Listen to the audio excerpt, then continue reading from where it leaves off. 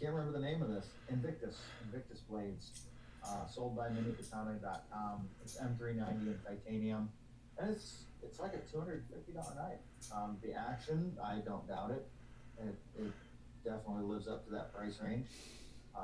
It's got a button lock, flipper tab, carbon fiber inlays in that titanium, and minikatana.com has um, a lot of budgety gas station shit. And then they have this that just kind of came out of nowhere.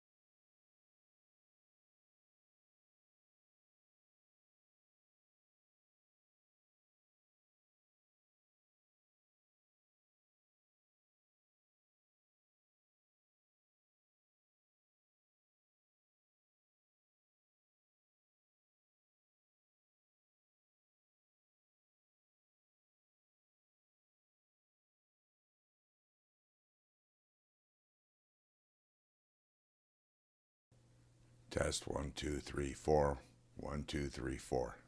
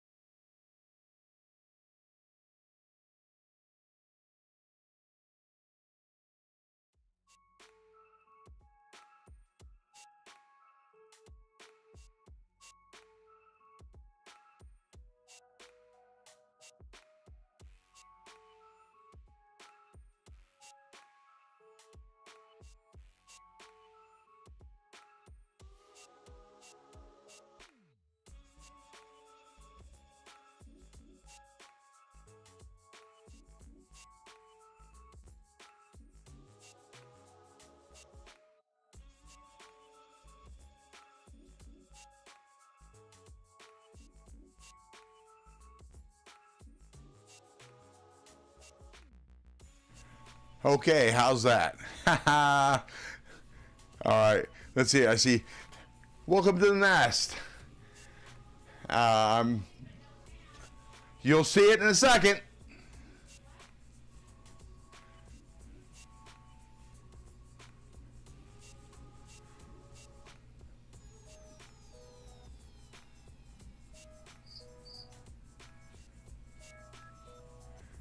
All right, can everybody hear me? I need a 5x5.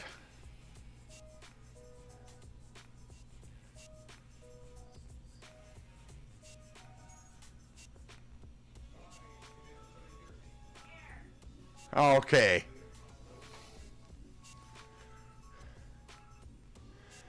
Welcome to the nest. Sorry, technical difficulties. We're all... Okay.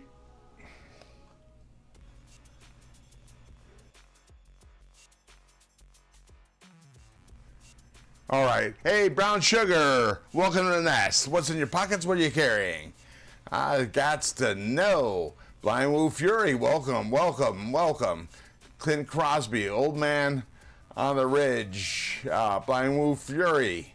Deneen. Let's see. Dan Stan. EDC. Welcome, welcome to the nest. Loser. Welcome. I hope you're still here. Okay, I'm okay with the troops. Wait a second. Why isn't that highlighting? Hang on. Let me take a look at this real quick.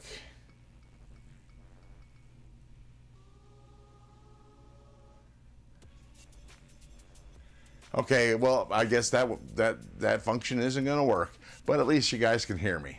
So there is that. Let me see something real quick like. Okay. Anyways, hey, I'm glad you all could make it. I'm only going to be here for an hour or so because Metal Complex had a bad taste to start his live today at 4 o'clock. Shay, what you doing? What's in your pockets? Welcome to the nest. I'm late. Sorry, I had to grab smokes and a Red Bull. Well, that's okay. We only just started. SC Knife Monkey, welcome to the nest. Did I miss anybody? Let's see. The chat was moving very vigorously just a minute ago. Okay, let me catch up. Let me see. Alice! Hey, welcome to the nest. What's in your pockets? What are you carrying today? I'm actually, strangely, not carrying anything, but I have a bunch of knives next to me. I have in my hands a Remet Rhino. There we go. So now I have something in my pockets. So today I'm going to finish sharpening this knife and just chat. How's that sound? And tomorrow I'm going to have some unboxings. Exactly, old man. Trusty Remet Rhino. Shay, saying hi to everybody. Well, hello, Shay. Hello. All right, now let me go ahead and get started on this bad boy. Give it a little spritz.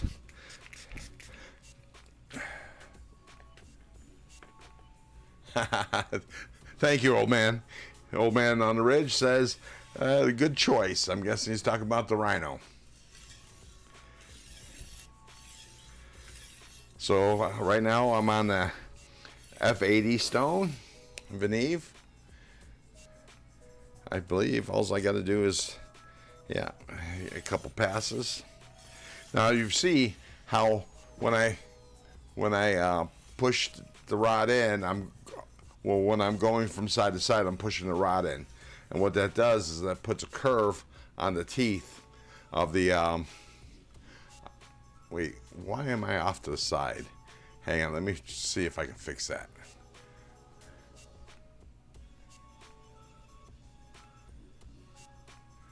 Huh.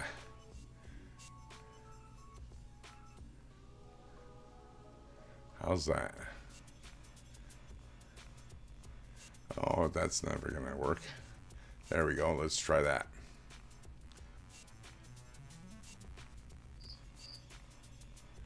For some reason, that control doesn't work. Let me try that. How's that look? A little better.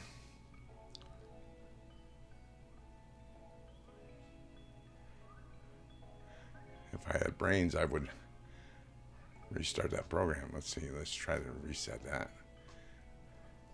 Go here.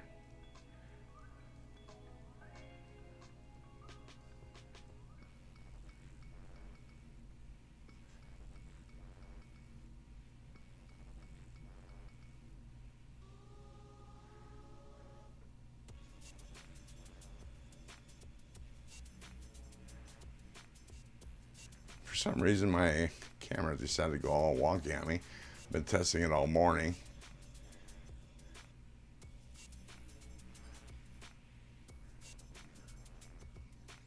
Okay, that might be better. Oh, why are you focused on my chest? There we go. Hey, there. How you doing? Hey. All right. So let's see what's up, though. Dan EDC. I said, hey, earlier, but you were probably in the can. Hey, welcome to the nest. All right, let me go ahead and get started again. Anyways, so I do this to put a curve on the teeth that I'm creating on the scratch pattern. And I'm checking for a burr. Almost there, almost there. Just hanging out in the nest, working on a lawnmower in between lives. Haha, I hear ya.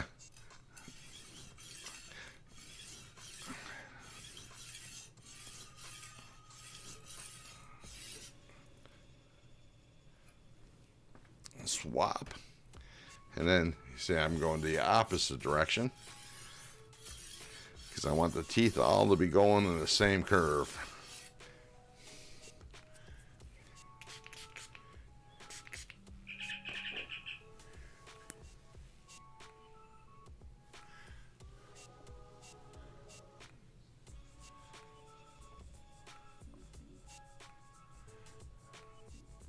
Ron, oops. Let's see. Ron, I gotta grab you a sweater from... Oh, man. Hang on. I gotta grab you a sweater from my wife's boss. He owns 2 bars called Stables and the Crow's Nest. Ha ha, nice, nice.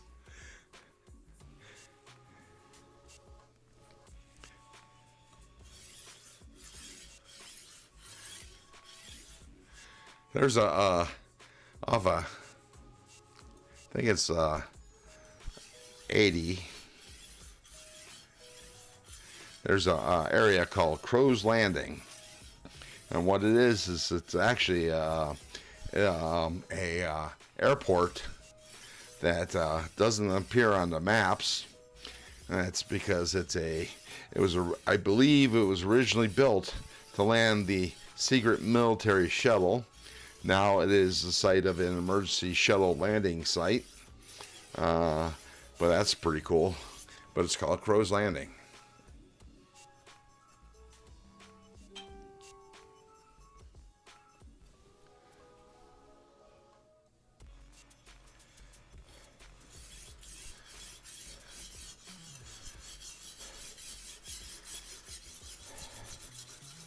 Let's see, Shay, tell him it's free advertising. Thanks, Khalid.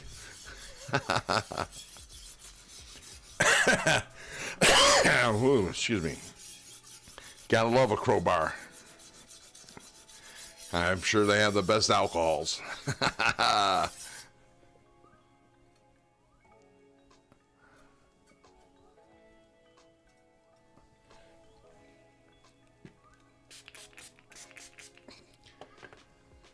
You know, it's funny. Now, this stuff that I'm spraying on the knife and on my stone is just water and some Dawn dish liquid. And it's funny is how fast it tends to dry up. Where if you were to spill it, it would not be so much. Kurt White, welcome to the nest. How you doing? What you carrying? What's in your pockets? I just got my mail today. Eating some trail mix now. Nice. Got your mail. Oh, you got your win in the mail. Nice.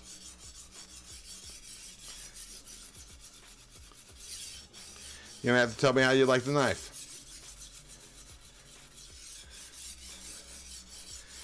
So, anyway. It's really hard to tell if there's a burr because it's such a thin knife.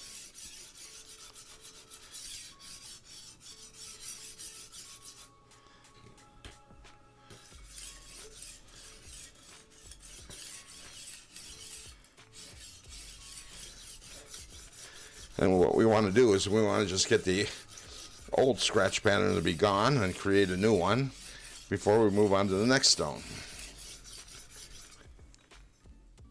This is how you refine your edge.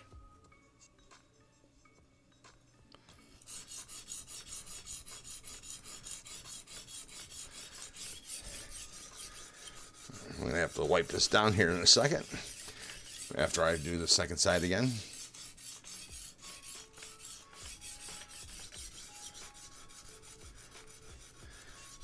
So I can check on it. I'm carrying a wonderful Ventizo Odyssey. I love it, Ron. Nice. I love me some Ventizo. They got a good sale going on right now. And so does Kaiser, for that matter. You guys tune in tomorrow. I got a couple Kaisers to unbox. And hopefully my winnings from a drawing on said faction will arrive today, or at least according to FedEx it will be, and that's a custom from Shane Gables, otherwise known as Edgy American Blades. I won the prick, or as I like to call it, Shane's prick.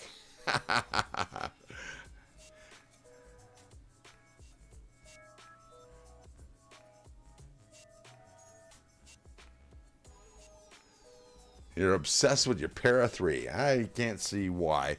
I mean, it's a Spyderco after all. I hear that once you have a Spyderco in hand and you feel the action, you'd fall in love. But I'm sorry, I just can't get past the looks.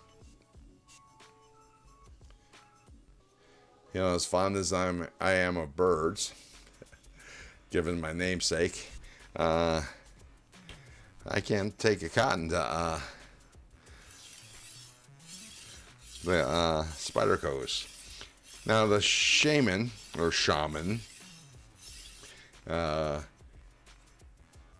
has less of a bird look to it, and you just got to deal with the round hole. I can actually probably get behind that.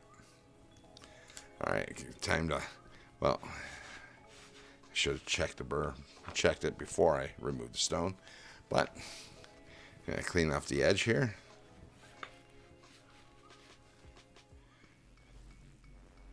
And take a look at it.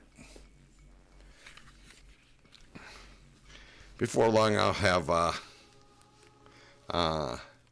my microscope hooked up to my computer in an area where I can actually share what I'm seeing.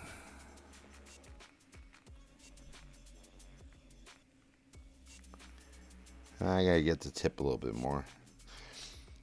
I'll hit it with the next stone, I think.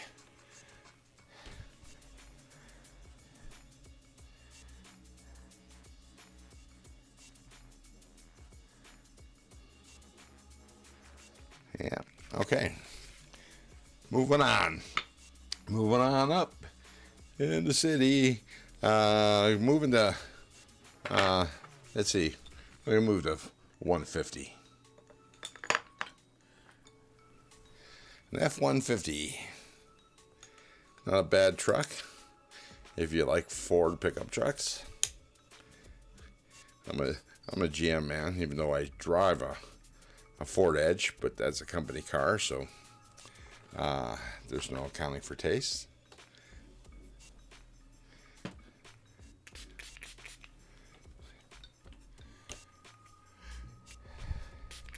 Chad's moving slow now. What's up? Everybody watching somebody else's live? Y'all cheating on me? Did I disappear?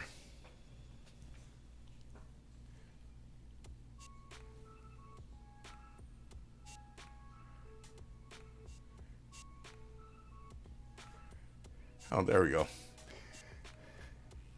That's kind of weird. Have some... Old Man in Ridge says he has some Kaisers, but my wish list, in his wish list, but I ordered a F & Grow 121 D2 G10 Black. Free when I use my Discover cashback dollars. All right. I do love me some F & Grow. I'm not familiar with the model, the 121.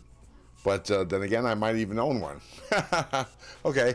Yeah, I looked over to the YouTube that I have over on the screen next to me, and it was still showing the countdown timer, which is kind of bizarre. But I've been having some, I don't know if it's internet issues, if it's a computer thing, but yeah, things haven't been working quite right.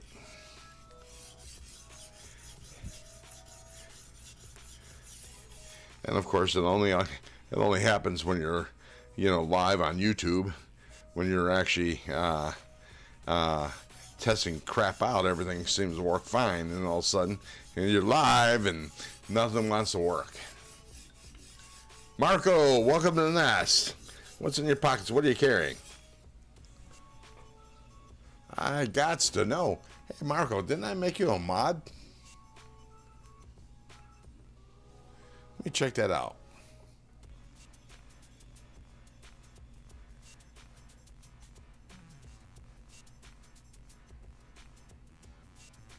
There you go. Enjoy the oh, too late. Unless you don't want to be, and I can take the wrench back. Up to you. Let me know.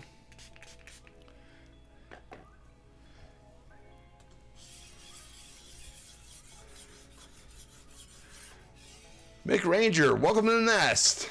What's in your pockets? What are you carrying? Good to see you. Great to be in the nest. Yeah, I hear you. Knives are life. Welcome to the nest. What's in your pockets? What are you carrying? What you have for lunch? I had a bologna sandwich with Swiss cheese, some mayo, and some Cleveland Stadium mustard. Brown sugar, welcome to the nest. What's up? I think I already greeted you, but that's okay. Mick Ranger's here, Knives Are Live, and Dwayne Letterman. Welcome to the nest. What are you carrying? What's in your pockets? Everybody's keeping secrets. What you drinking? Everybody off work? Everybody start the weekend already, or you guys still slaving away? I had today off. Yesterday was Juneteenth, which is a company holiday, and I can't see just having one day off and then go back to work for a single day, so I took it off.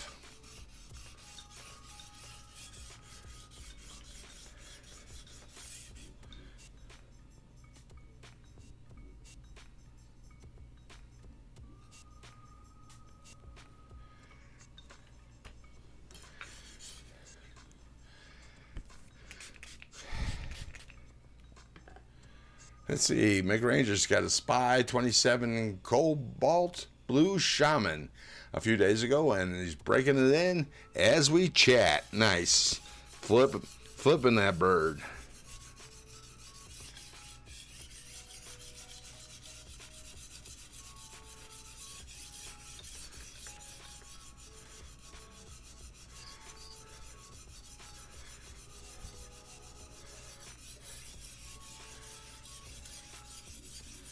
All right, so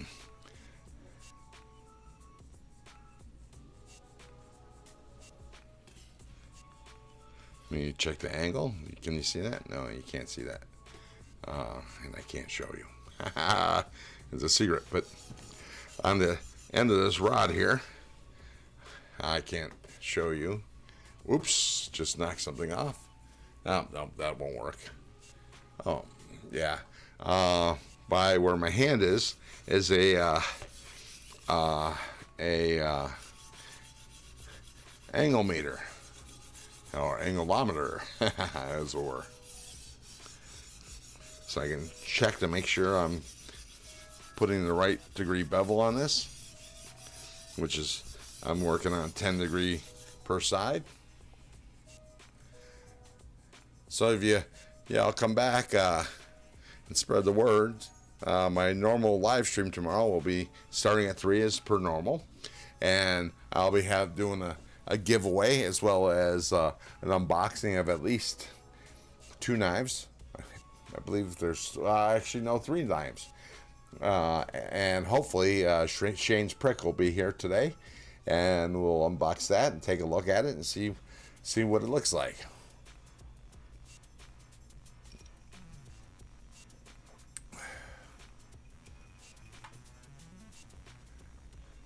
Well, let's see.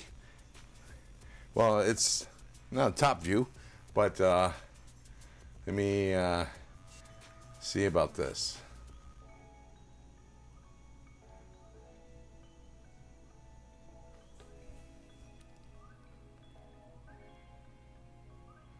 Yeah, for some reason that doesn't work.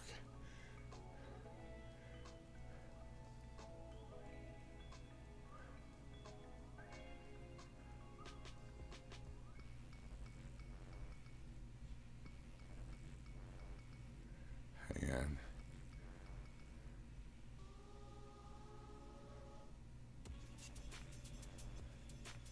All right, let me see about doing this. Okay, now I can actually see what I'm doing.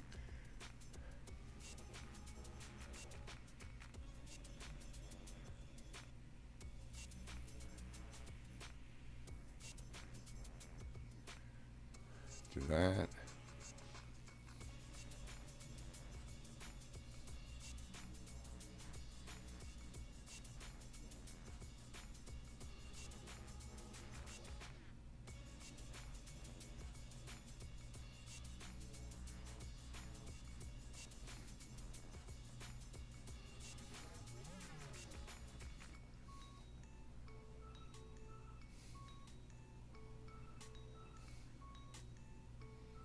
How's that?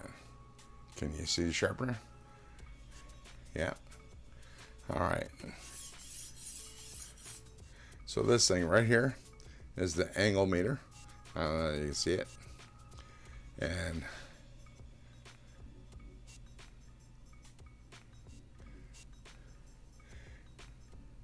what's the beverage sponsor today? Well, same as normal on a nice live stream day. I'm drinking Johnny Walker Black.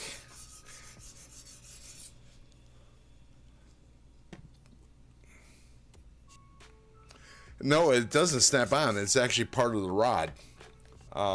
It's the rod is. Well, let me go ahead and show you.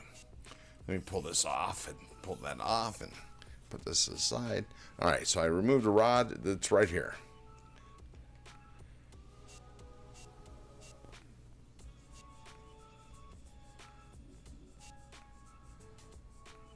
See, as I change angles.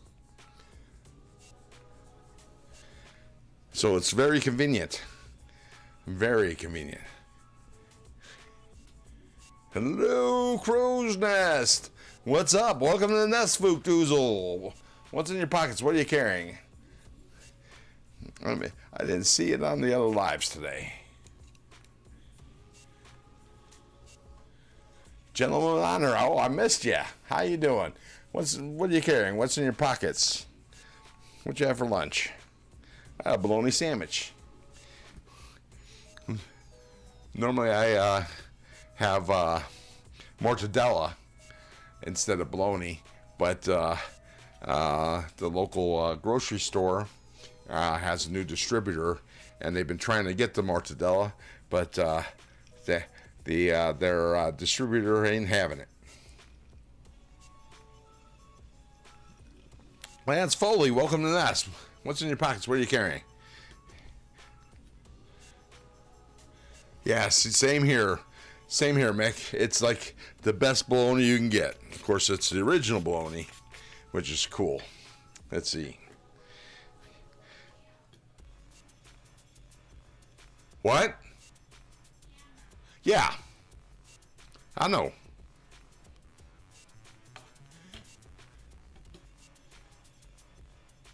Okay. Anyways. Let's see. Gentleman Honor's carrying a Victorinox Cadet in black with a black 550 paracord lanyard. Nice. See that? And the Lance Foley's carrying an old school Kershaw Cryo. You gotta like some Kershaw. I like the old knives. I was gonna say the only Kershaw I own, but I actually own 3. I own the Blur, the Aura or Para. I don't know. It's a small auto, semi-auto, and an Emerson.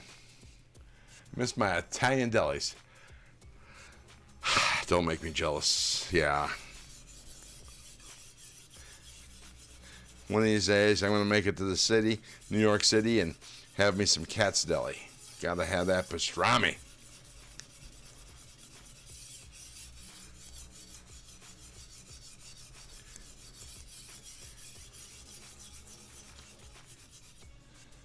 Kershaw is starting to make some awesome knives again. You know, some would argue that they didn't. They didn't stop. What they need to do is concentrate on better steels, because they got some crap steels. Although, you know, have a whatchamacallit, Magna Cut.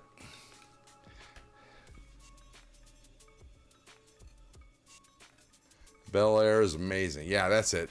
Bel Air and Magna Cut. You know, I think, Mick, don't you think it's a little on the small? I think it's a little on the small side. I wish it was the size of the other one. That would be nice. But, oh well. Everybody's making small knives these days for some reason. One more time around.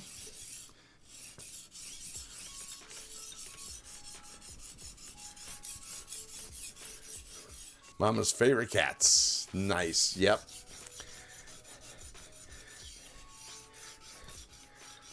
There's a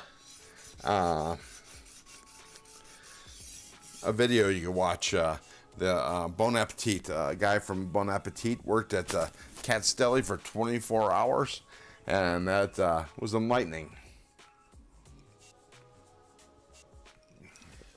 Very enlightening. Let me go ahead and zoom this on the face again. Boom, boom. Haha. So you can see who's talking. Because you can't see much from the other angle.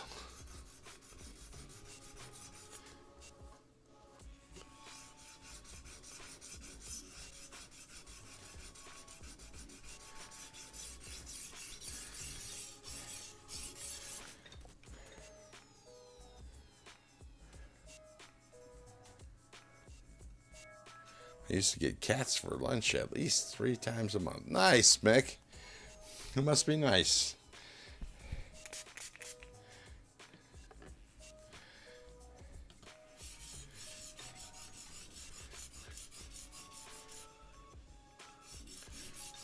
All right. So, we're about done with this stone.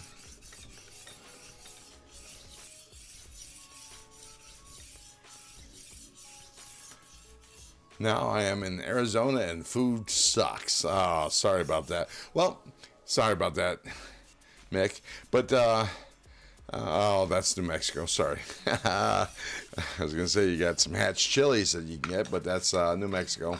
Sorry.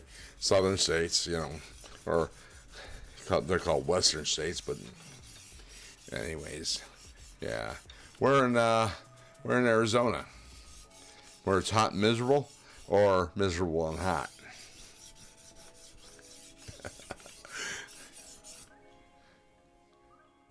I don't know how anybody could live in that kind of heat. Robert Willoughby, what's up? Welcome to the nest. What's in your pockets? What are you carrying today?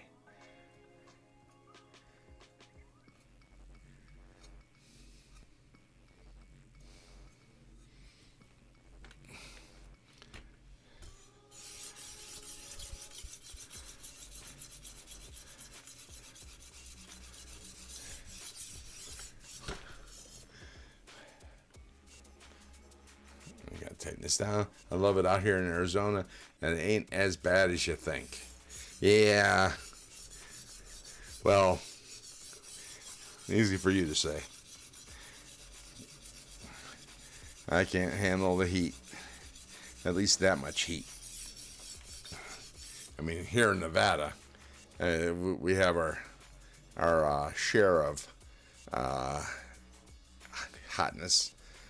I'm actually, and this is probably going to jinx us, but I'm actually surprised we haven't had over 100 degrees temperature yet. It happens for weeks at a time. I'm in Santan Valley. Oh crap, Eddie's here. Act normal, guys. Eddie who? Oh, Mr. Eddie, what's up? Welcome to the nest. We're in Arizona, Mick. Oh, gotcha. Mr. Eddie, how's retirement? I don't even know what service you retired from, but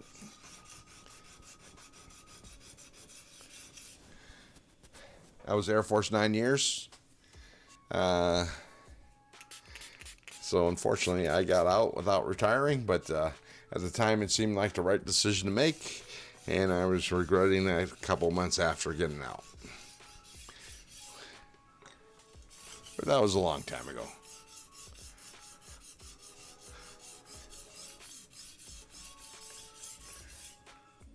It's great. Next week, I'll move to Arizona. Really? You like the dry heat, huh?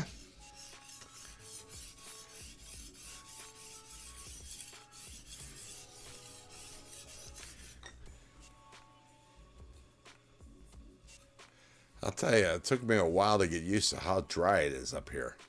William Hornbustle works at Laughlin Air Force Base, Texas. Texas. Hey, William, why doesn't Texas fall into the Gulf of, well, I guess it's called the Gulf of America now, or whatever, but the former Gulf of Mexico. William Hornbus is carrying the PM2 today. Huh?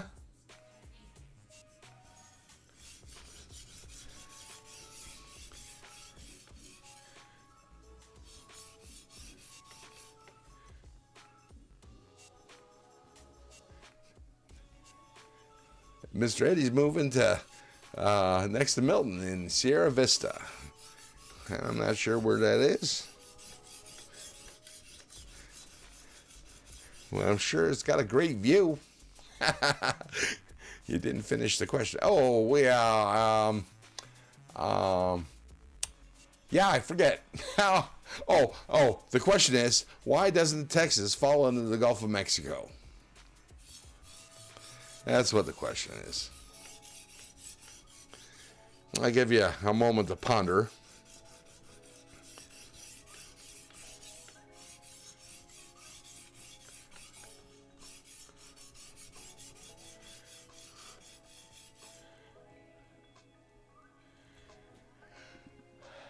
What's the difference between a Yankee and a damn Yankee?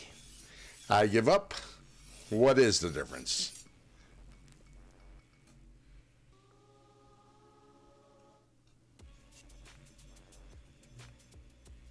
Oh yeah, nice burr, nice burr. Almost done.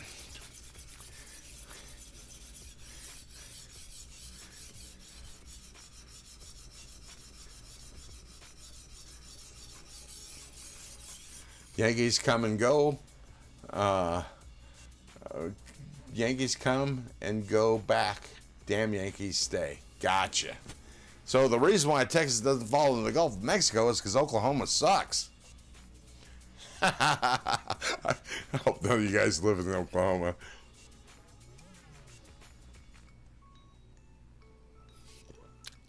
Mr. Eddie's moving to 20 minutes west of Tombstone, Arizona. Nice.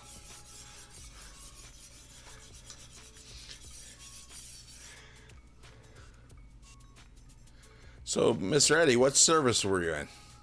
Were you in the Army or the Air Force?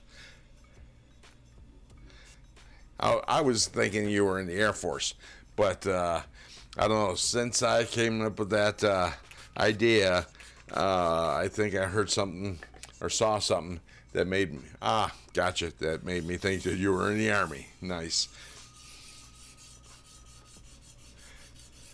30 years?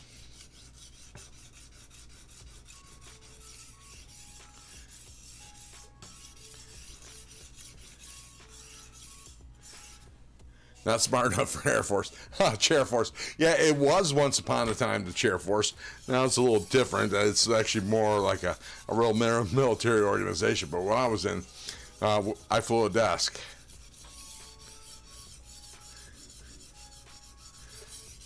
I worked on the equipment in the comm center. Oh, 20 years. Gotcha. So you're a young puppy then. What's that make you, 28? No, 38? Provided you joined at 18. So apparently the pocket clip can be moved to 4 different positions on this knife. Seriously. That's kind of cool. 37. Yeah, it's close enough. Oh, so you joined when you were 18. 17, sorry.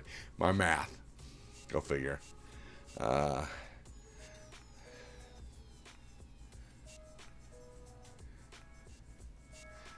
Nice. I'm going to do some honing swipes.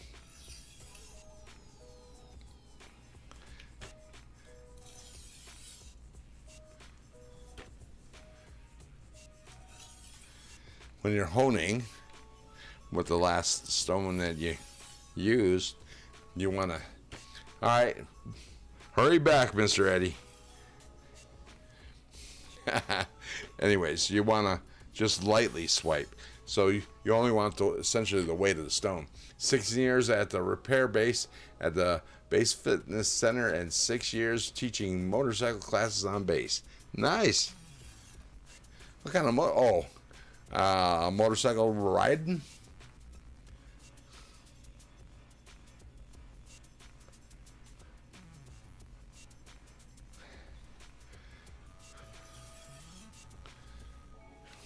Two more passes and then we'll move to the next stone. Fook Doozle, gotta run. Gonna run. Have a great night and see you around on the lives. You betcha, Fook. Hey, remember I'm doing a live tomorrow. We'll do some unboxings and you guys will have my undivided attention. Anyway, same time, same bad channel, same bad time.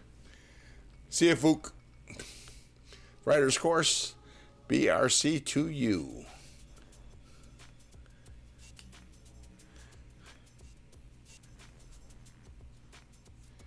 Let's see. Okay. All right. Since it's a thicker stone, I need to recheck my angles. Yep. I come up a little bit. That's 10 degrees. And 10.2, so why don't we go ahead and go down 1, and the other one will be up 1.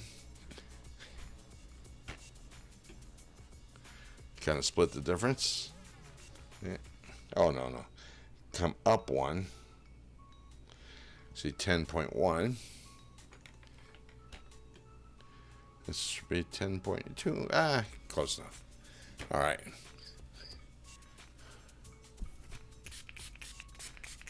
So, when you're sharpening, it's mainly about feel. Of course, it takes experience and time and a lot of sharpening to get that feel.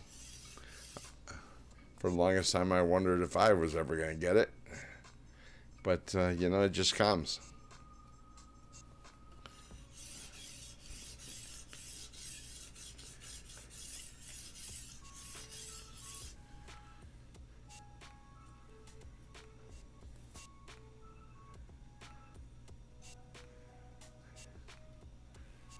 Now remember, y'all people, hit the like button, please.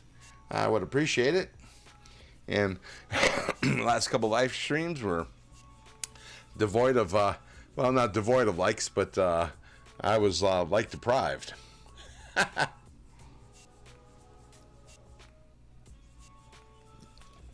So give me a thumbs up or a thumbs down.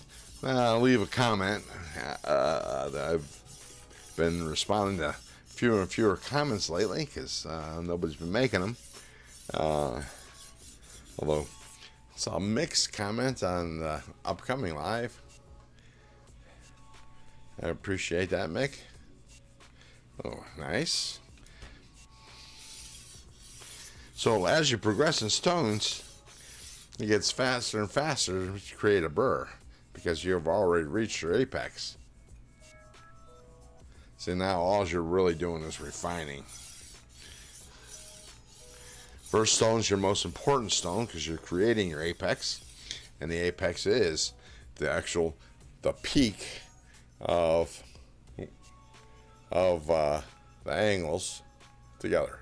It's a very tippy top, which we would call the point.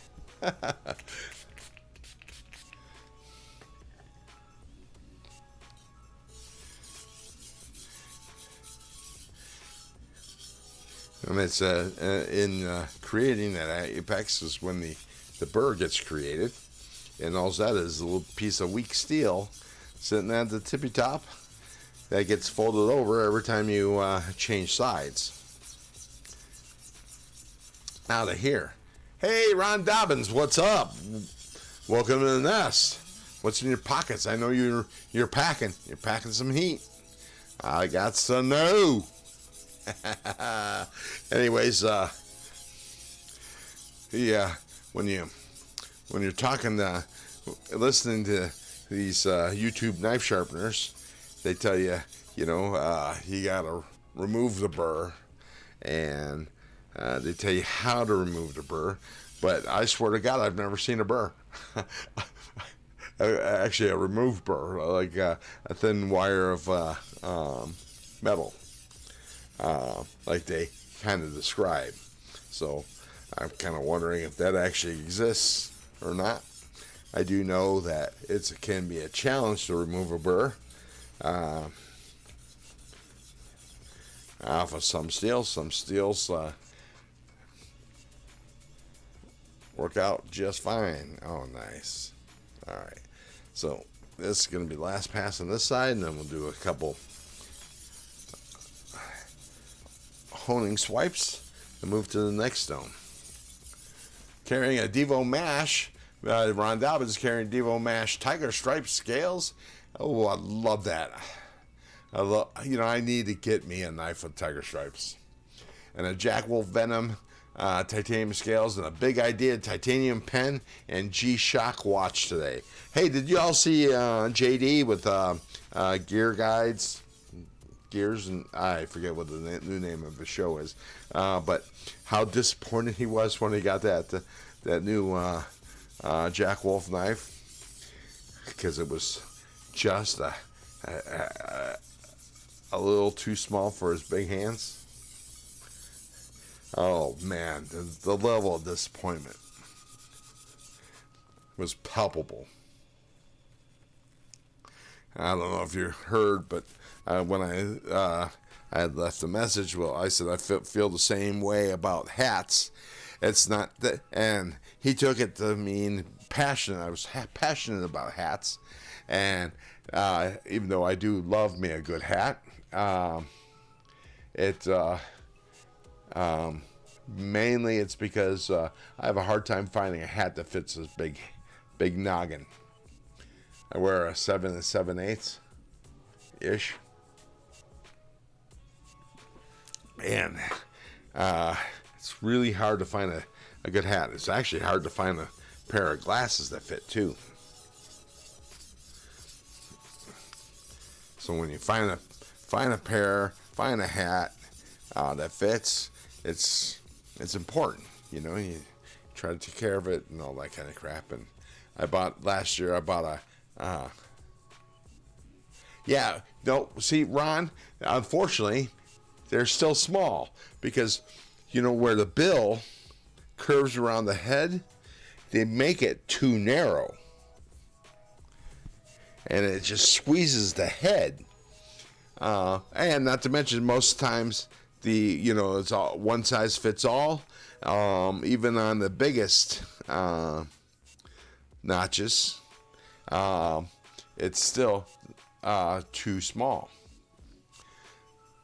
Now, occasionally you find a hat that actually is large enough.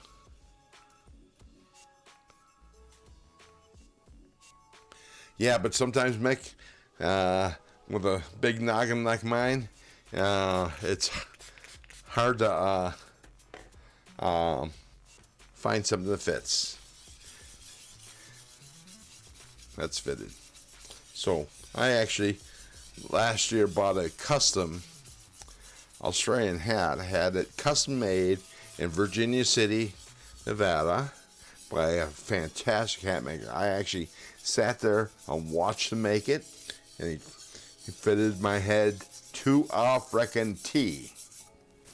And you know what?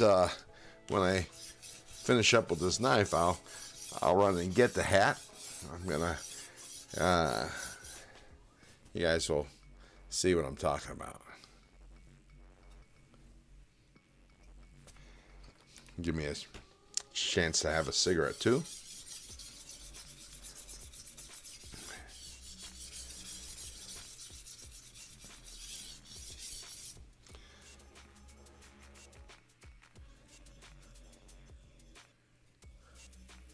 Okay, so now I'm going to do a couple honing swipes. Oh, hear that burr? Kelly's Mishmash. Hey, Kelly. What's up? What are you carrying? What's in your pockets?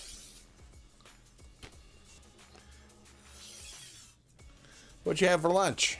I had a bologna sandwich.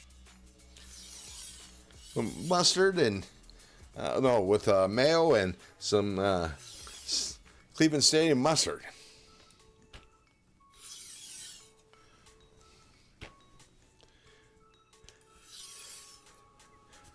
I know most of y'all go up in the Mattis faction and said Stevie's lives. I think I started a trend with Matty. I sent him without his knowledge, in the guise of sending him stickers. I got his address and I sent him a thing of Stadium mustard. For him to try, and that seemed to start off his special friend that's been providing him with mustard lately. I had an awesome custom made Stetson, but I gave it to my friend. Wow, you're a hell of a friend there, Mick. All right, let's go ahead and try those owning passes again.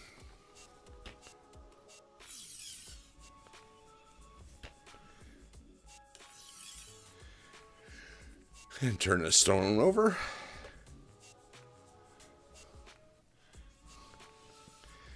I'll tell you what.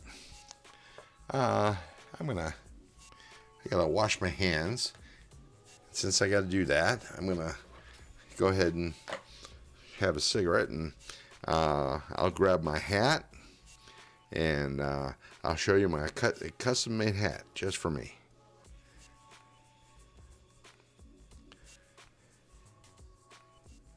Let me find my live stream on my phone. I'm pulling it up, so I'm gonna not mute my microphone and take you with me.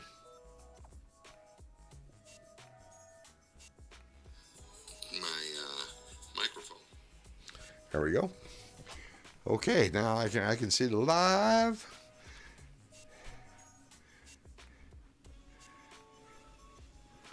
Oops. I think I killed it.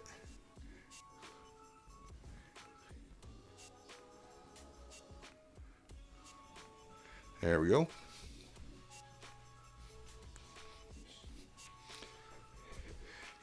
McRanger says, yeah, I'm a typical Italian guy from New York, so the cowboy thing just didn't work.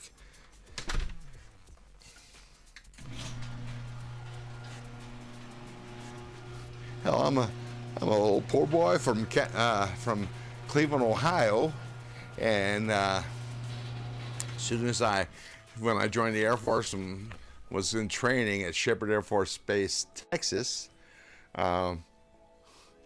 near Lawton, Oklahoma, Wichita Falls, Texas, bought me a pair of Fry cowboy boots. Ron Dobbins, for dinner we're having stuffed cabbage, corn on the cob. For dessert you're having strawberry. Oh man, oh man. Mr. Dobbins, when you have stuffed cabbage, do you have it with sour cream? My whole life I grew up eating stuffed cabbage and stuffed peppers with cream. But I mentioned this a couple lives ago. I went to Russian deli. We had some Russian stuff, and they served a Russian cream, and boy, that was the shizzle. Now I can rock a nice pair of cowboy boots for sure. I bet you, and I bet you wear a cowboy hat, the sun off your head and neck.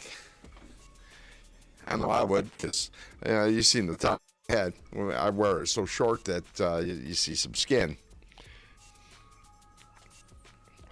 Fedora, I got one of those too. It's in the size of a Italian hat, but it's a fedora nonetheless.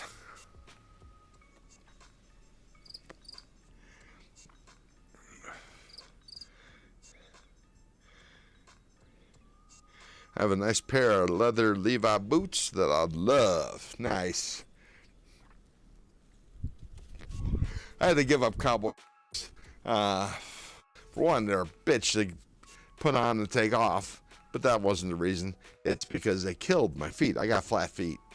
And, whew, yeah, need that arch support. Sometimes I put sour cream on my cabbage. Nice. Only way to eat it, I think, these days. Anyways, only pair of boots I've ever owned were an old pair that I wore when mucking out stalls when I was younger at a friend's house. Nice. Well, that's one of the reasons why cowboy boots were invented, weren't they? For mucking out stalls and to keep the sheep dip off of your pants, but also to keep the scorpions from biting you. That's why they're up so high, because they can only get you so high. And same thing with a lot of snakes.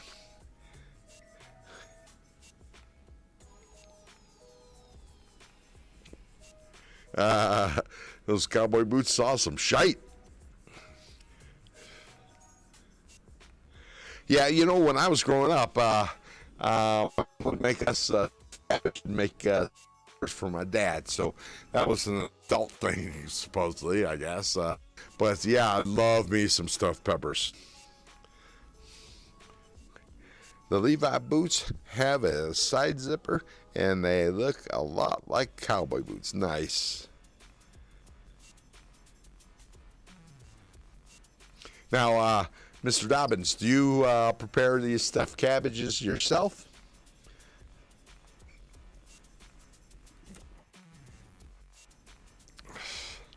Or somebody else? I can make some slamming stuffed peppers. Nice. Otherwise known in these parts as chili rellenos.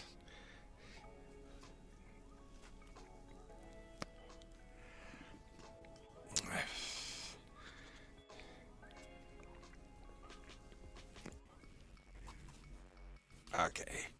Now, before I handle my hat, I gotta wash my hands. So I'm gonna take you through the gauntlet. There might be a little feedback.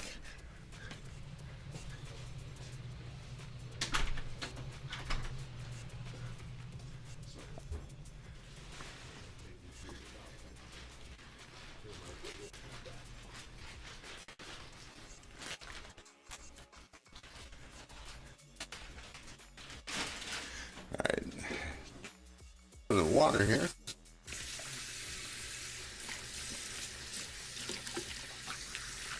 Going around the oven, just going to his parents' house. They're making this stuffed cabbage. She got the recipe from my grandmother. Nice. I like the stuffed cabbage cooked in a slow cooker for hours and hours and hours, where the cabbage just melts in your mouth. Yeah, it just melts in your mouth.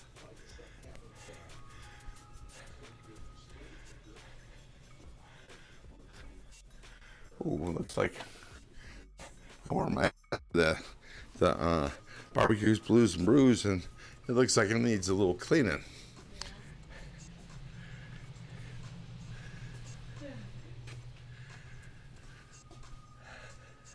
I'll do the rest of the live stream with my hat. Oops, I forgot to take my camera off of terrain following. Now I gotta mess with it to get it to come back again.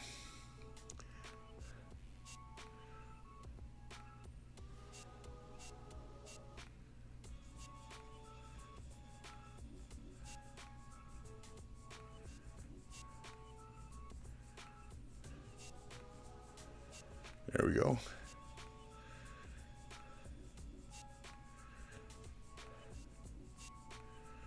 Boom. So this is my hat. Like the pimpin'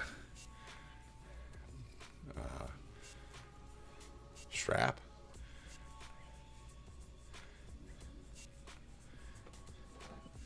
Little horsehair. Little horsehair tassel. Thank you, Mick. When you make biscuits and gravy, do you use regular milk or do you use half and half? Well, I don't. I made one disastrous. I had one disastrous attempt at making biscuits and gravy, trying to make it from scratch without a recipe. I don't normally make it, but if I were to try it again, I would do half and half or heavy cream.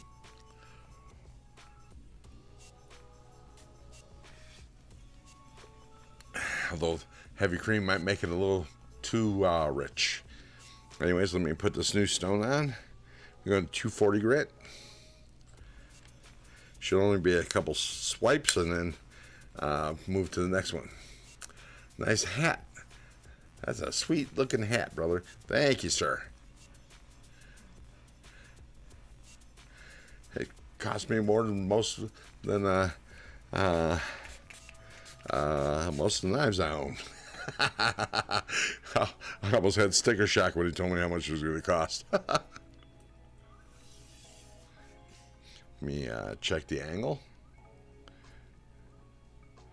Yep, perfect. Angle did not change. You always use whole milk. Yeah, I gotta have that milk fat.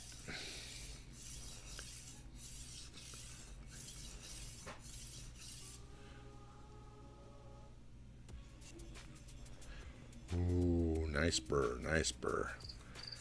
I gotta work on this area here a little bit. Always the heel, always the heel. Oh, there we go. All right, let's flip it over. So we'll remove the burr pass. There we go. Actually, not remove the burr, but get it out of the way so the sharpening can happen. Oh yeah, look at that.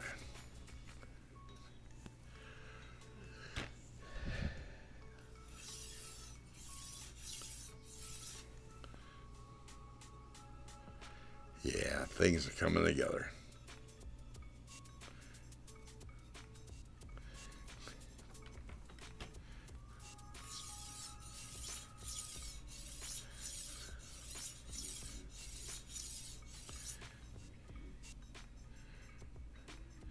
Yeah, I love me some biscuits and gravy. When my son and I went to the Barbecues and Brews, we stopped at we had breakfast at the Black Bear Diner. I had some chicken fried steak and eggs. Love me some some sausage gravy. Hey baby, can I get some more whiskey? Sure. Ron Dobbins says, on spaghetti, do you like red marinara? I actually like the marinara, but of white Alfredo, and Alfredo sauce, well, Alfredo type sauce. I like on some linguine.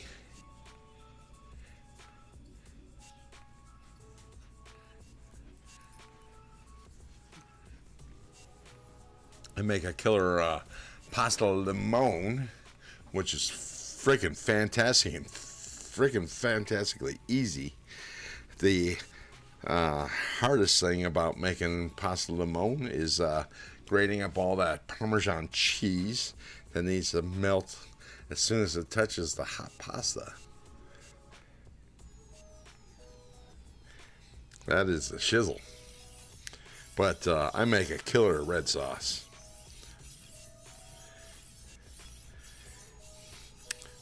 My secret ingredient to my red sauce is browning up some short rib and cooking short rib on the bone. It adds a really unique flavor to the sauce.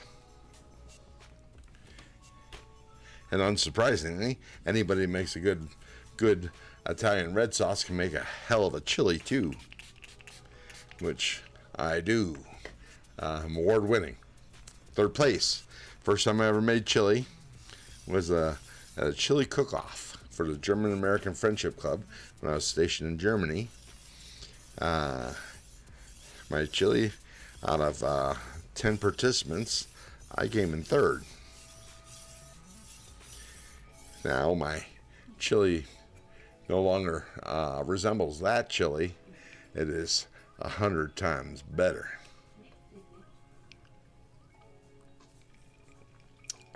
Because I went to a chili cook-off. It was a firefighter chili cook-off, and first time I ever had chili made with, instead of ground beef, ground meat, I should say, they used little chunks of wow, my camera just flashed at me. I have no idea why. Anyways, little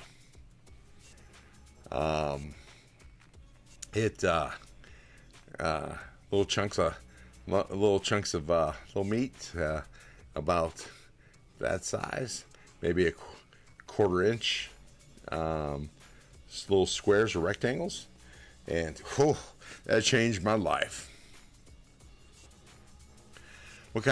what kind of beverage do I like with my dinner? Depends on what I'm eating, but I do like me some red wine. I am not a self-diagnosed, but my friends and family call me a wine snob. Although I tend to disagree. I am not a wine snob. I just don't like bad wine. I have a nice wine refrigerator that probably has 100 bottles of wine in it. Well, it used to. Now it's about half empty. But I have 5 cases of wine to fill it up with if I ever get around to it. But I like a nice Pinot Noir, but it depends on what you're eating. Sauvignon Blanc, one of my favorite white wines.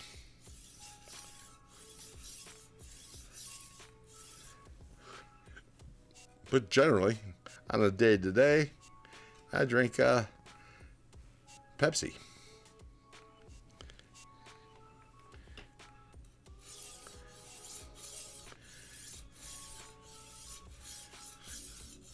With Mexican, I like a nice margarita. Some people say you're not supposed to put beans in a chili. Yeah, some people are wrong too. I like it both ways. I like it with beans and without. When I make it, I tend to put beans in it. I generally use about 3 or 4 different, maybe 5 different types of beans. I generally use canned. There's this brand out here that's organic. It's low sodium, good quality canned beans. The one time I tried to use fresh beans, that was disastrous. They were crunchy. Yeah, I was hoping they'd soften up in the chili, and nope. So we had some crunchy chili.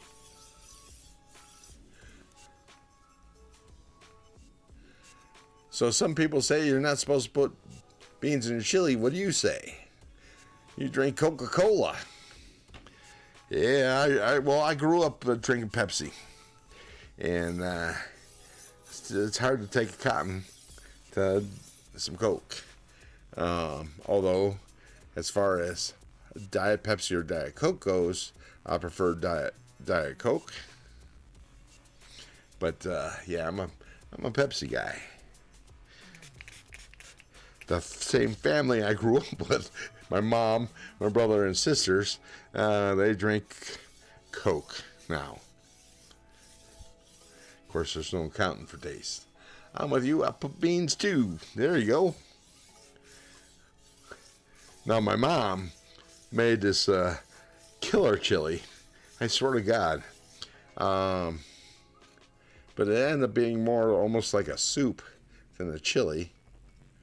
But at least chili, the type of chili that I call chili these days. But boy, the flavor was undeniably good. And she'd like to use kidney beans. I'm not a big kidney bean fan, so I'll put some token kidney beans in my chili, but I use white beans, cannellini beans, and some pintos, mostly pintos, and black beans in my chili. And I don't know if you ever had it, but chili Cincinnati style, that is a shit. Put it on some spaghetti, put a big dollop of cheddar cheese on there, shredded cheddar cheese, with some fresh, finely diced onions. Now that, my friend, is some chili. Remember in the mid-80s when the Coca-Cola changed the recipe and the whole world had a fit? Yeah, I do, and I gotta tell you, it was an improvement, in my opinion, because it tastes more like Pepsi.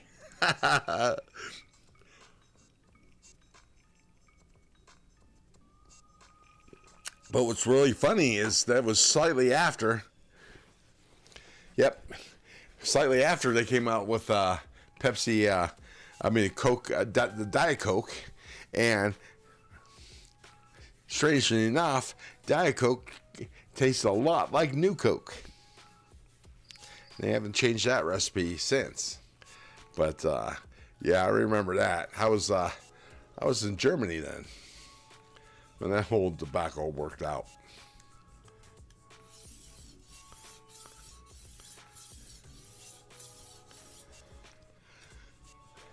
Hat cam. Oh, that's funny. God damn it. Obviously, that damn camera needs to be rebooted. So does my software.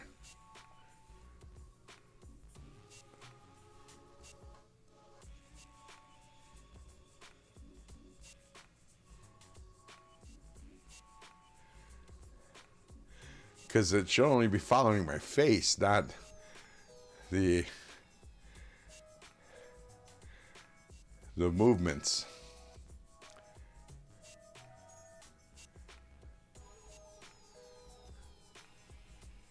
Oh, I see. I forgot to kill the terrain following when I got up, so it actually pointed that direction when it was following me and didn't recover. Nice, Big Ranger. I got to tell you, I don't know how old you are, but I grew up on Pepsi in 16-ounce glass bottles. I'll tell you, as far as ginger ales go, you can't beat Canada Dry. And the only thing I drink ginger ale with is Crown Royal. How many screens do you have? Well, screens, I have 5 monitors. But only 3 of them are operational until I get a new, either a new computer or a new GPU. They can handle 5 screens.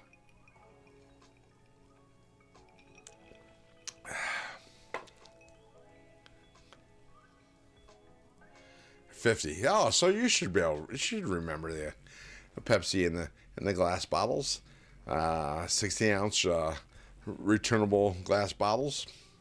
That was the preferred method of drinking Pepsi back in the day. That was back before corn syrup, or if they used corn syrup, it was a minor ingredient. Ron Dobbins will be 52. Well, yeah, all the young puppies to me. I celebrated my 63rd birthday on a live stream, my very first live stream. You guys should recall that. Not too long ago.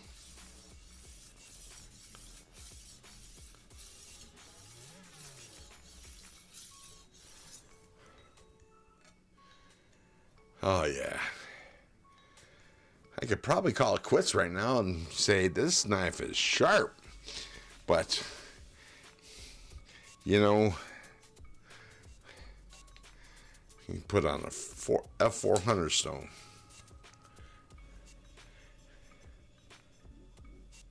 Yeah, I hear you, Mick. When I was stationed in Texas, I got to be good friends. Dungeons and Dragons buddy. I shit you not. His name was Charlie Brown.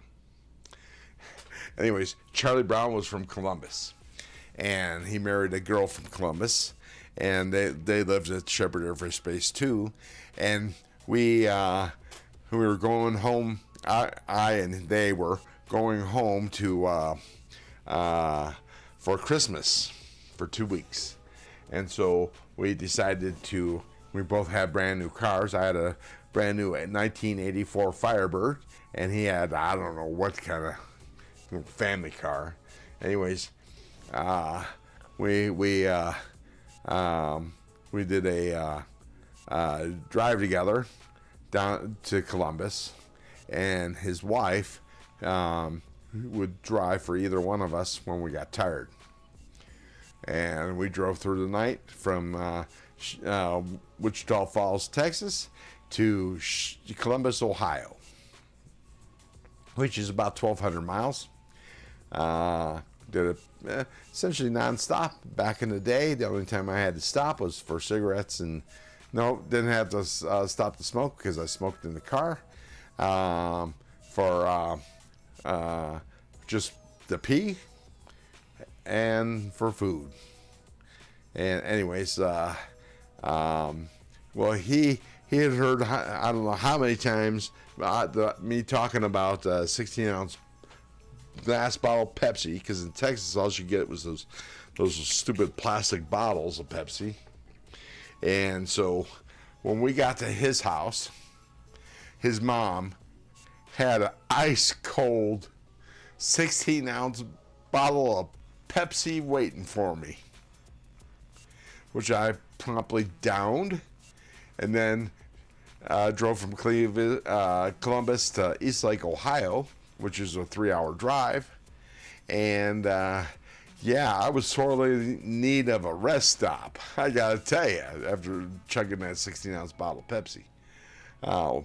McRanger says we would fight over the first sip of the milk because it had the cream on it. Oh, I don't remember that. I remember seeing people get milk delivered by a milkman in those milk bottles with the little foil caps.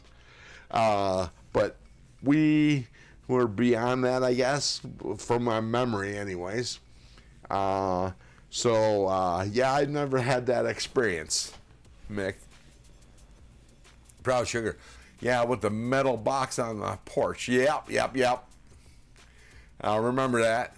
Used to put peanuts in our Pepsi. Jim, I'm guessing you're a Southerner. I've seen people do that. But I tried it once and ended up with soggy peanuts and not caring for it much. Jim Terracufera, how you doing? What's in your pockets? Welcome to the nest. I bet you ate boiled peanuts too, which I've not had the honor to try yet. Speaking of cream, gotta love that cream soda. I've never been a cream soda fan. What does peanuts do in Pepsi? They just sit, well, they go to the bottom and get all soggy. But I know people that used to put their peanuts in their beer, and it would cause the head to rise. McRanger, sweet and salty. Yeah. Yeah. I tried it once when I was a kid, putting peanuts in my Pepsi. It was neither here nor there for me. Oh, nice. Let me do a couple swipes with this. Let's see. God, the things we talk about. So 9, it changes the flavor. Oh, must be a typo. Yeah, well, yes and no, but it certainly changes the flavor of the peanuts, and they're harder to get out of the bottom of the glass. But it adds salt, I think that was the whole point in it. That's the reason why people did it, because they're dehydrated or whatever and needed the salt.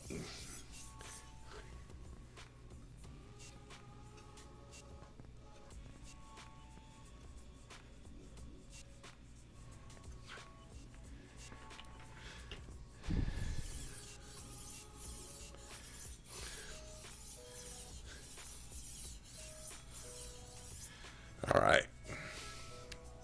Move on to the next stone. I'm going to make this freaking, this edge glow. Make it a mirror.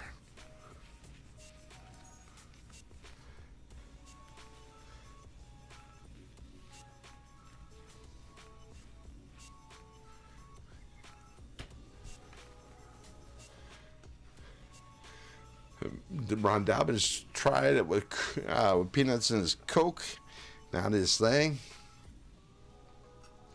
You know, one of the things I remember having as a kid that I thought was the shizzle was a banana flip, which is like I don't know if you ever had it, but a banana flip is like a sponge cake, kind of like a sponge cake and a Twinkie, folded over banana cream. So it looked like a taco. It was actually the shape of a taco. At the time, I didn't know what the hell a taco was, but it had banana flavored cream, that and an orange drink, whether it be Orange Crush or Spot. Spot was new at that time, and at the time it became my favorite, but nice orange drink. Wait, Ron Dobbins says it's been nice talking to you, brother, but I think he's leaving. Oh no. I got to go. Hope to talk to you next time. Have a great day. Hey, well, maybe we chat tomorrow. I'm live at 3 p.m. Pacific time, 6 p.m. Eastern time tomorrow. And I won't be sharpening a knife. I'll be showing off some knives. So, did the 400. So, have a good evening, Mr. Dobbins. It's going to be dinner time, so yeah, I hear you.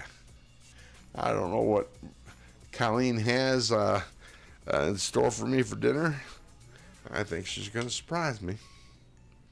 We eat a lot of Mexican here, even though Colleen is as white can be, which is funny. But she speaks Spanish fluently.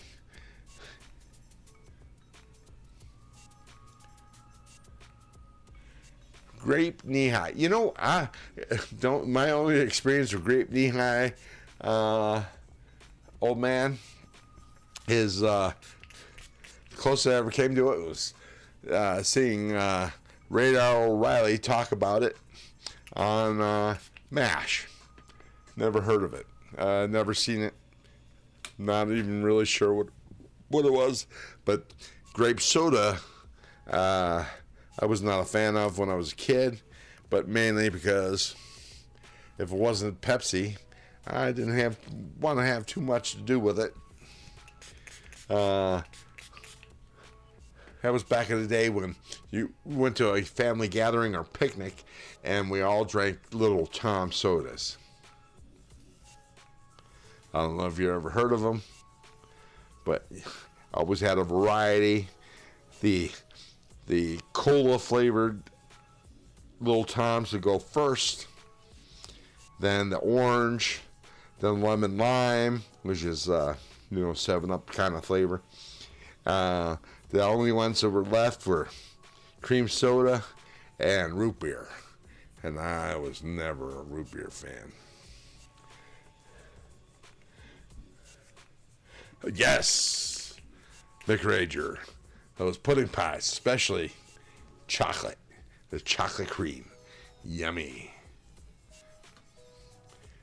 You can't do orange soda? Is there a medical reason, or I don't drink it much myself anymore? Brown sugar, the cherry flavor sodas taste like Dr. Pepper to me. And that's not a good thing. Old Man and Ridge, we had it when I was a kid. Then it showed up on MASH. I remember when Mountain Dew was introduced. Yes, sir. I remember Mountain Dew. It was, didn't have like a hillbilly, barefooted hillbilly sitting down, leaning on a tree. I believe that was their symbol or something on the original Mountain Dew cans. Banana pudding pies. Oh, nice. Hey, so get this. Now, not too long ago, when I lived in California, there was a grocery store chain called Lucky's. And Lucky's had this banana pudding pie that was on a crust of walnut brownies. It was the brownie was only the thickness of a little bit thicker than a pie crust, and you'd get it at the frozen food section. Now, the gourmet kind of frozen foods. It'd be like with the frozen cakes, and you take it home and you set it out and let it thaw, and it was banana cream pie on brownies. Oh my God! I mean, that was good. You just don't like the artificial orange flavor. I added the artificial for McRanger, but yeah, I get it. That was the only time I actually really liked orange soda, was with those banana flip. I don't take cotton orange soda much. I mean, I could drink it, but not never a first choice.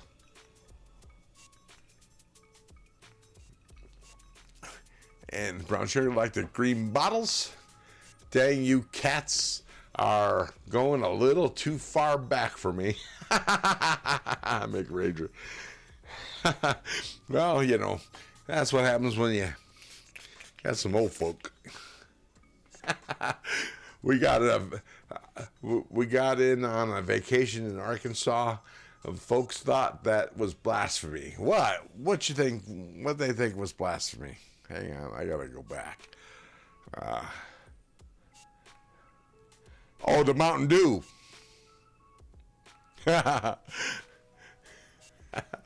Like grape soda. Yeah, that's something I never could take. Welch's grape juice was fine enough. But grape soda, not so much. Love to hear it, because those were the days. McRanger, yes sir. Those were the days. Simpler days. I've been working since I was 8 years old, so I'm 63. Been working since I was 8. I was a paper boy for the Cleveland Press. I happen to be the youngest paper boy in the city of Cleveland. So the Cleveland Press treated me and my dad to a press day. Me and some other kids that were there. We got to tour the Cleveland Press newspaper building. Got to see the ginormous printing presses. And of course, back in that day, The Odd Couple was a thing on TV. And remember Jack Klugman's character. I can't remember the character's name, but he was a sports writer, and his desk was always messy. And of course, when we got by the sports writers section of the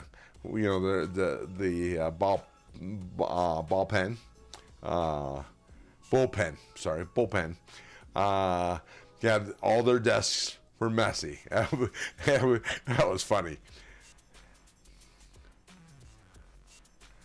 It blows my mind how much the world has changed. Yeah, the internet and everything changed it.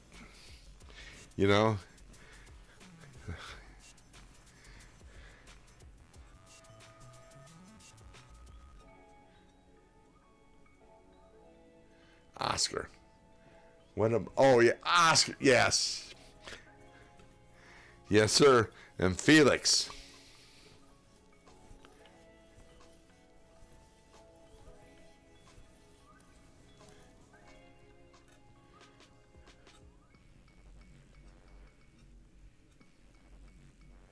Yeah, true that.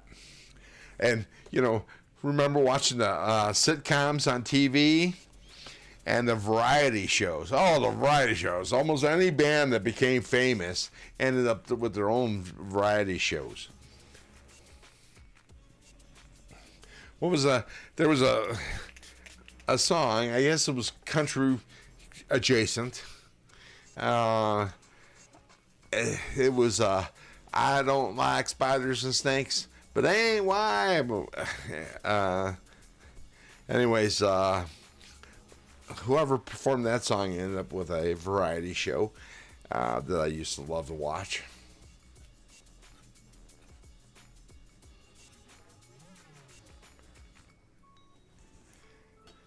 Yeah, I think they filmed part of The Odd Couple, the movie, in Cleveland. And my dad, at the time, worked downtown at a printing company. And he was in a bar having a beer, and he sat next to Jack Lemmon, who played Felix in the original movie. And yeah, they drank a beer and chatted together.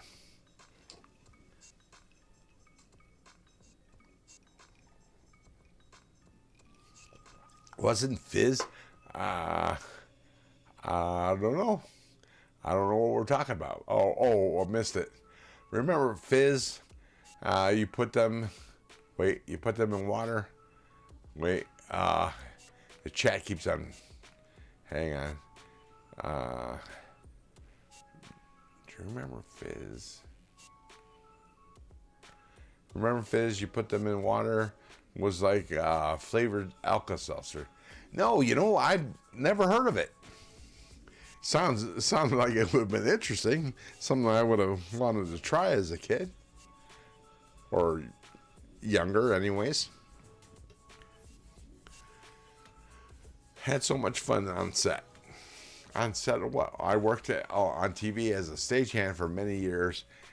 While you were in New York there, Mick? Because that would have been cool.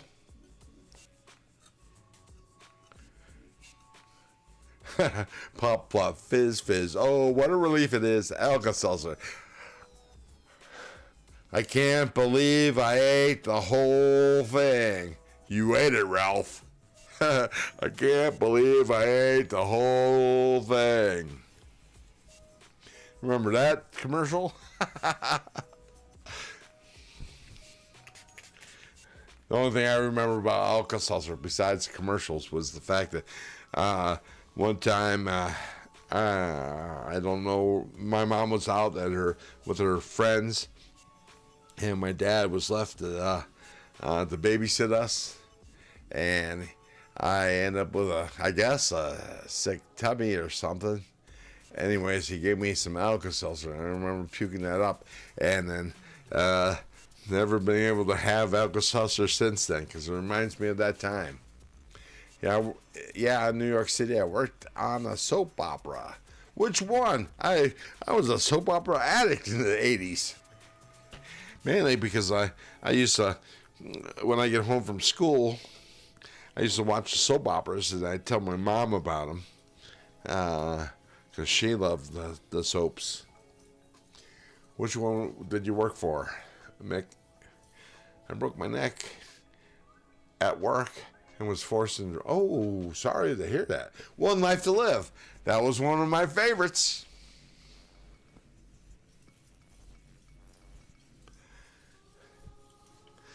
One Life to Live in General Hospital.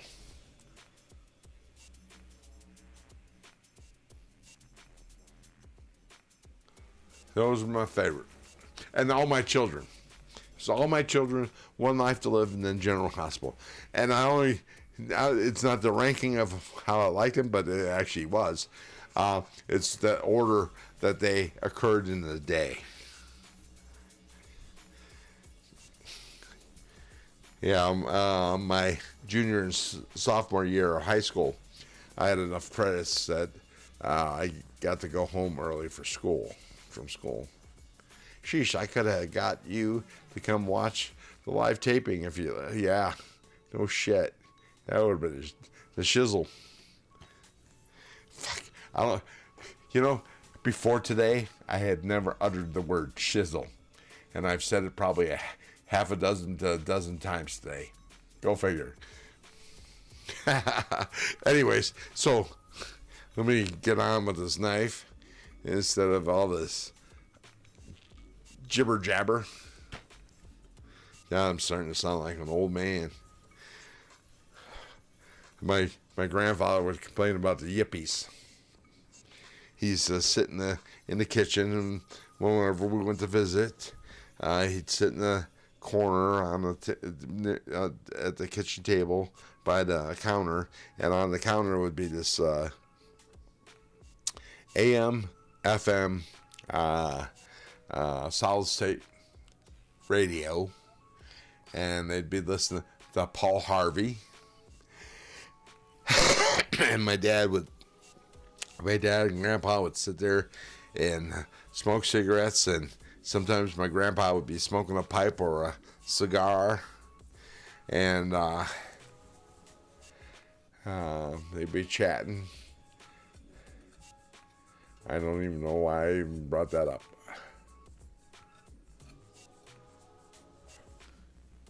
Oh yeah, yippies.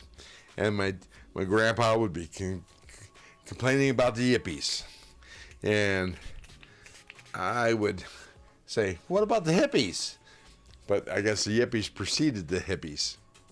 Not sure what the difference is. Never were sure about what the difference were. Snoop Dogg, Mary J, and many other. Wait. We had so many great surprise guests. Ah, I see. Whoa, shit. Snoop Dogg and Mary. That wasn't too long ago, Mick.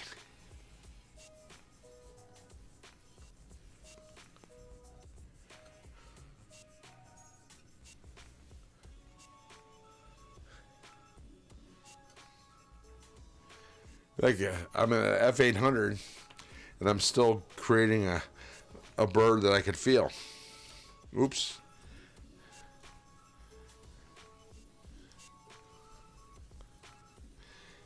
Now, mind you, it normally doesn't take this long to sharpen a knife.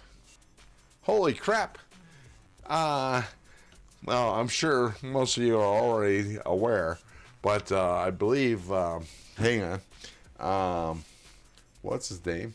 Metal Complex is live right now as we speak.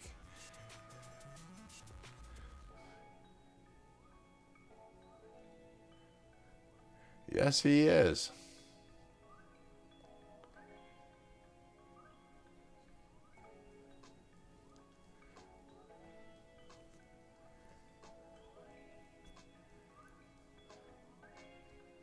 Oh yeah, he's doing his TSA knife thing. Nice.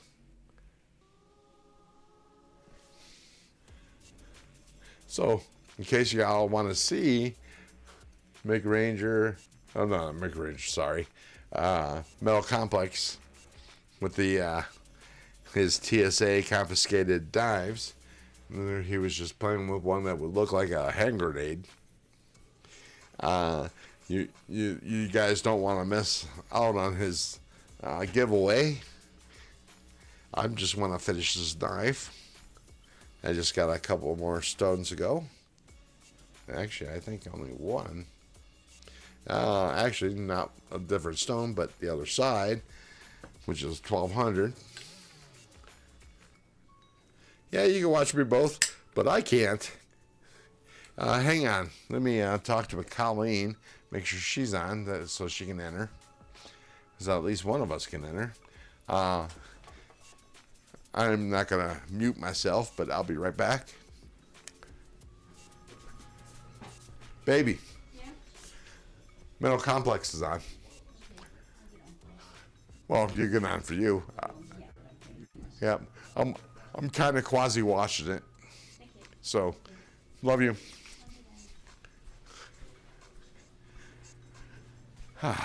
Okay, I'm back. I'm kind of back. Ooh, hey. Oh, it followed me back. But that's because I was cognizant of that it was going to happen. I can watch you both. Brown Sugar.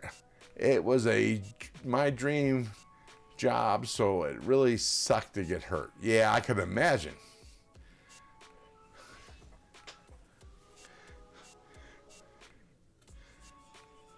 Brown Sugar, me too. Yeah, you guys don't work anymore? That's my dream job. It's not to work anymore. Unfortunately, I slacked and I didn't plan for retirement, so I'm gonna have to work till I'm at least 70. Or you're disabled. Gotcha. sorry to hear about the disablement, Mick. That's a crappy way to have to stop working. I'm hoping. Yeah. Oh shit, brown sugar. That was some serious shit. But I'm glad you're better now. You're good now. No, Rockro, it's not good. I'm dependent on the government, and that sucks. Well, yeah, I can see that. I can understand that. I'm hoping that in the next year or two, HP will do another early retirement, and that way I can get a big enough severance, and I can pay off my debts, and then when my debt's paid, then I can get a job over at Walmart as a Walmart greeter or some shit like that, and then live off of Social Security. Because, yeah, I'm tired of working. Been working too long. Yeah, I am so glad you were blessed with a miracle healing. Really? Miracle? Nice.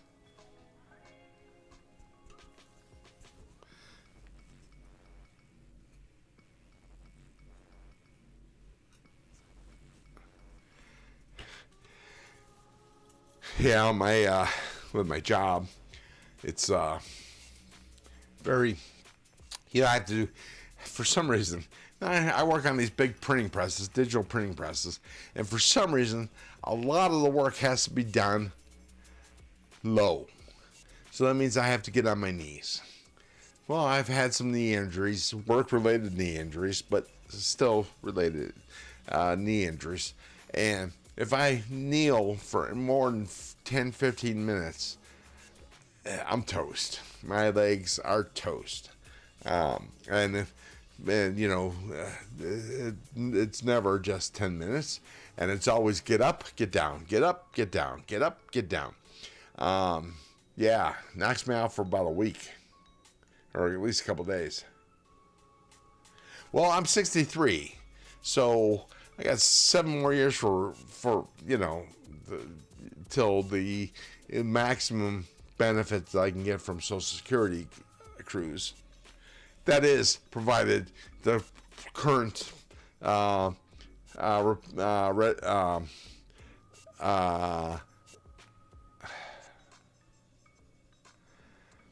political party doesn't screw up Social Security.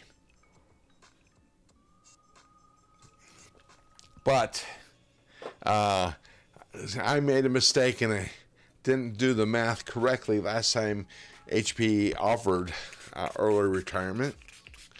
And I could have taken it then and would have had enough money to pay off my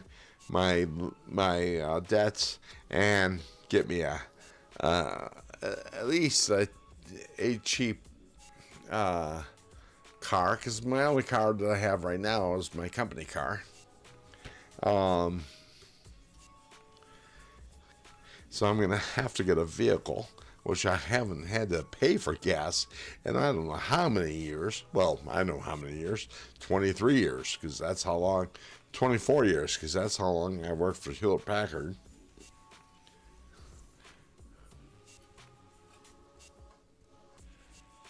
I'm hoping not, Mick. I'm hoping.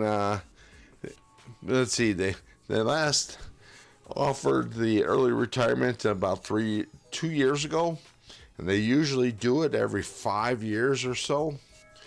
It's so they can save on benefits.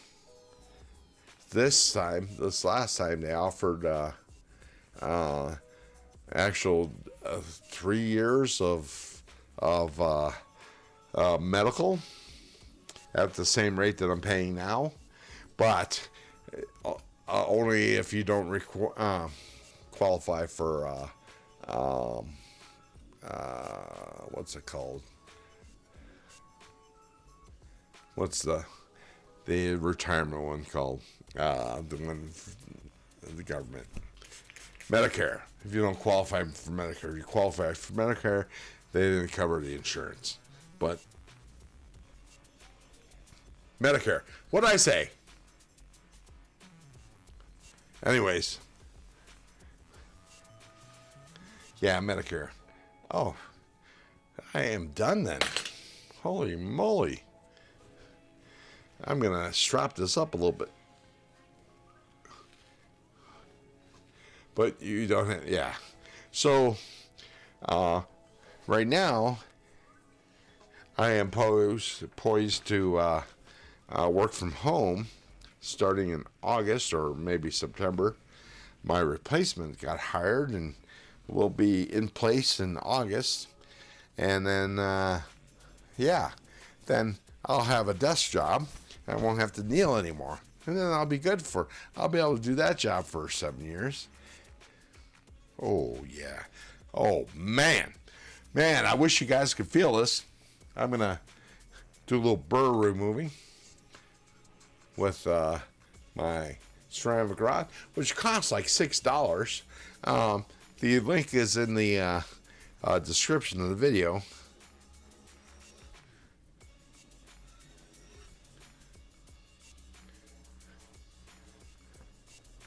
Yeah. Well, Mick, thank you. I appreciate that.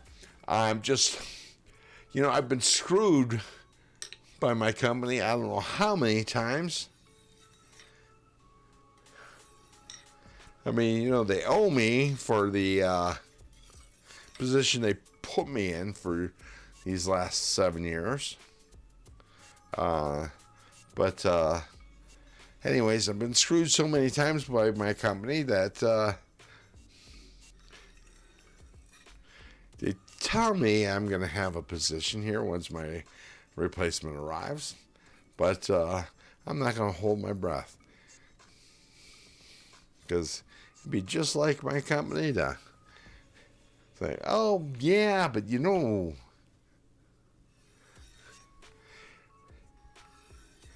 Sorry, dude.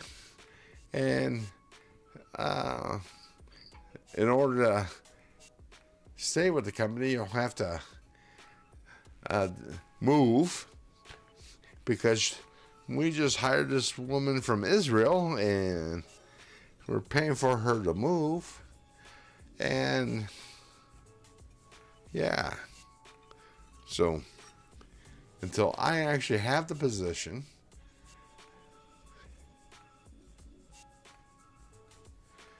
because they just laid off a few people. People in my career field used to be immune because everybody needs service techs, and service techs take so long to train up.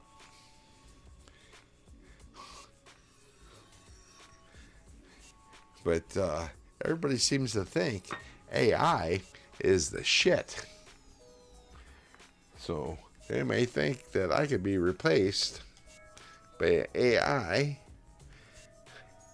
And, you know, problem with AI, it's only as good as the information that is programmed with. And my past experiences is that's not very good. So if you're still in the chat, or you're lurking, please hit that thumbs up button.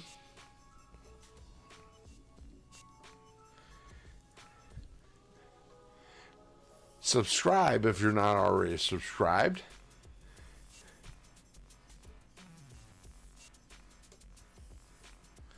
I would appreciate it. Because, of course, the main goal is, well, besides just enjoying the hobby, is to monetize. Thank you, Mick. Mick, you're okay. I'm just checking. You are a Henry G. Hey, Henry, been a while. How you doing? What's in your pockets? Welcome to the nest. or welcome back to the nest, because I think you were here earlier. I appreciate it.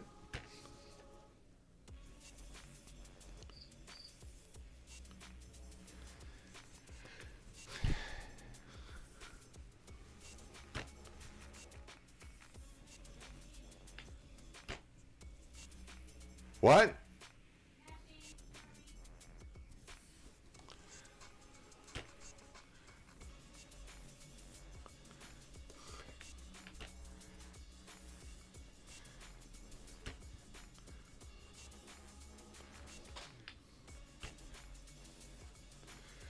All right, so what I just did was I just stropped with a 9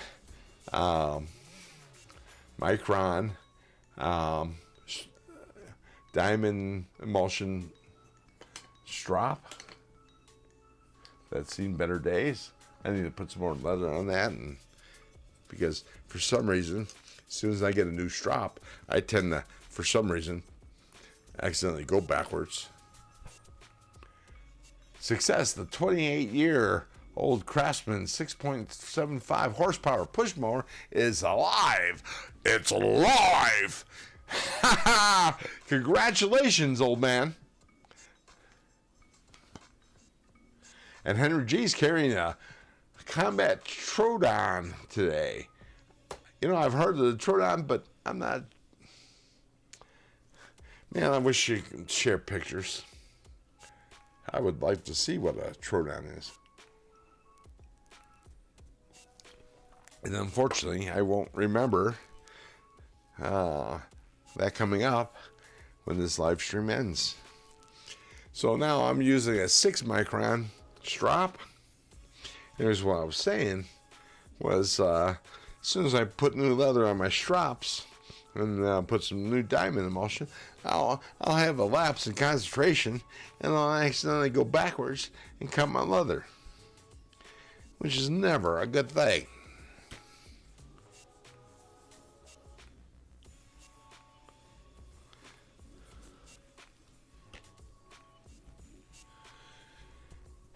Well,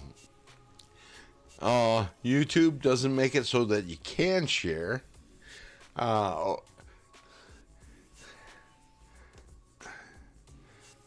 Hopefully soon I'll be in a position to be able to log you on. But otherwise, you know, if you, well, I'm not, this vertical I'm not set up, but you know, Henry, if you're going to be in my live stream tomorrow, live stream starts at 3 p.m.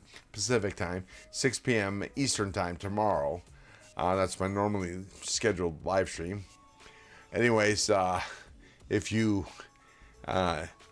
Instagram me a picture of that knife, then I could perhaps share it, or actually at least look at it prior to the live stream.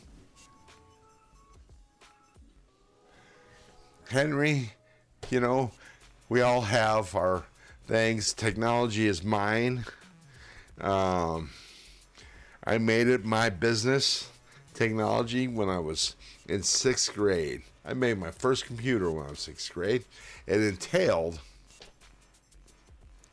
a folded over piece of cardboard that was taped and had a slit cut into it. I drew what looked like a mag tape unit, you know, those ones that go like this, that you saw on old science fiction movies. Anyways, drew that, and it had this ticker tape that ran through it. And I wrote randomly, yes, no, blah, blah, blah. And you'd ask the computer a question, and it would randomly, you pull the next answer, yes or no. It was kind of a generic 8-ball, in case you guys know what that means. Anyways, and so I made my first computer in 6th grade. In 7th grade, I upgraded it, made the computer a little box, used 2 pencils as a shaft, and did the whole yes-no on the strip, and rolled it up so I could pull it through, and it was a lot of laughs, you know. It was a way to occupy the time. Anyways, since then I've been into technology, you know, with Star Trek and all that shit. So I try to keep up, which is hard these days because it just goes so fast. But that's why I have the setup I have. I need to update my computer because I can't upgrade my graphics card. But that being said, my computer seems to be keeping up with my needs. Though internet seems to fail at times, or Norton decides to do a fucking scan at the wrong time. So let's see, which grid am I in? I'm on 6. I have 2 more to go, but I think I'm going to stop at 4. Actually, no. I'm going to go all the way down to 1 micron. 1 micron strop. With stroppy stuff. Anyways, if you could Instagram me a picture of your Trodan, then I could at least look at it. I may not be in a position to share tomorrow, but yeah. Oh, and by the way, if in case you guys weren't in here and all the lurkers out there, I am doing a giveaway tomorrow. Bam, bam. It might be one of those knives that I'm going to be sharing tomorrow. They happen to be Kaisers, or not. I have these other knives that I had planned to give away some time ago, a Guardian Eagle and a JSWS, or this Kaiser Task, I think it is. No, Cliff. Anyways, or one of the 2 Kaisers that I'm going to be showing off tomorrow that I received the other day. But we'll see. I haven't made up my mind yet. And, but yeah. Exactly, Mick Ranger. Exactly. And, you know, I don't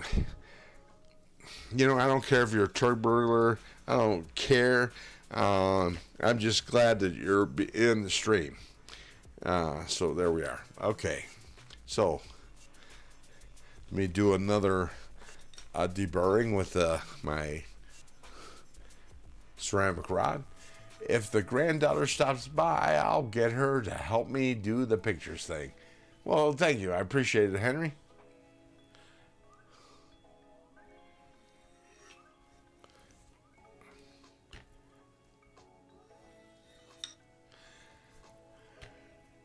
I'm about done with this. And, I'll take this knife off the sharpener, clean it up a little bit with some Windex and maybe some alcohol, and then we'll check out the edge.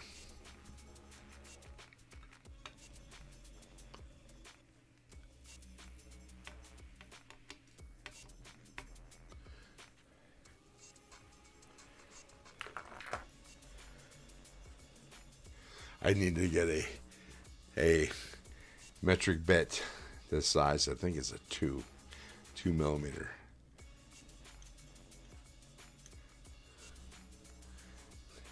Because I have the driver for it, just don't have the bit.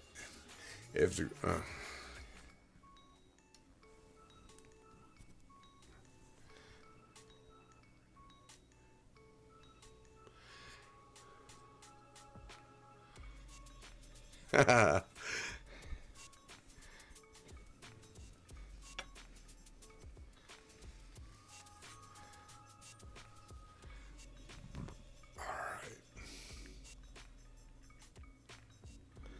So let me give this a spritz with alcohol.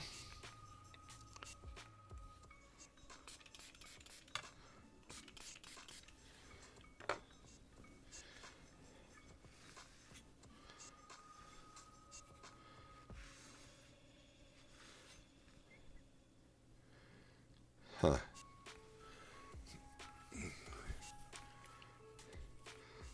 lady, folks. I don't know what that's about, but anyways, we'll see. All right.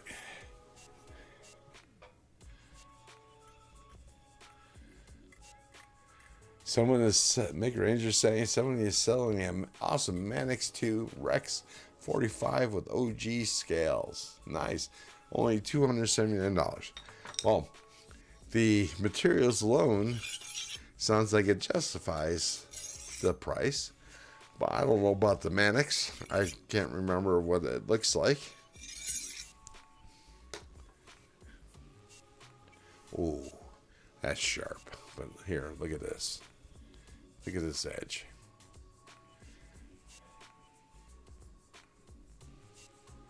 See that? Can you see it? Actually, let's see if you can see it on this one. It's too reflective. It's causing it not to focus. Can you see the mirror edge?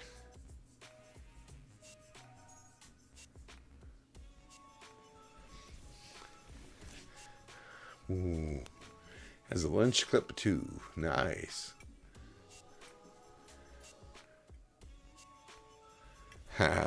Henry says, for sure, I love that girl. His granddaughter. I do not have any grandkids yet.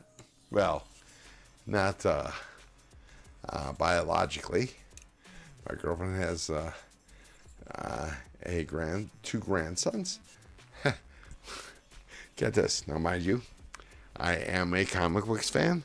I am a serious DC Comics fan. Superman has been one of my favorites. And Colleen, his oldest daughter, had a son, and they named him Kal-El. I shit you not. They named him Kal-El. Holy crap. That's cool as fuck. Pardon my French. Oop. I hate that when it happens. All right. Let me clear this off.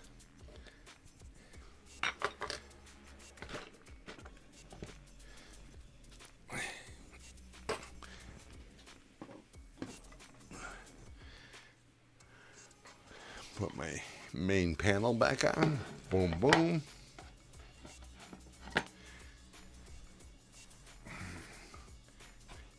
Break out the paper towels.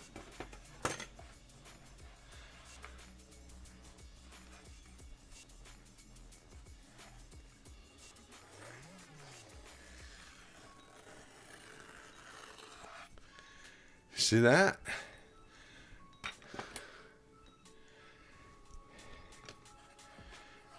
And this is cheap, inexpensive Walmart brand, I think, or some kind of generic purchase through Walmart or maybe even Costco. Oop.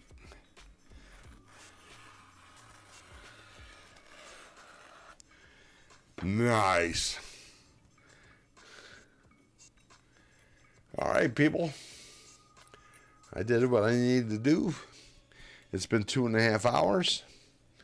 I needed well, actually 2 hours. Should have been 2.5, but Iowa AK was on and I didn't want to interrupt. I have no idea why this is the way it is, but I'll live with it. Well, wait, let's see. Thank you, Mick.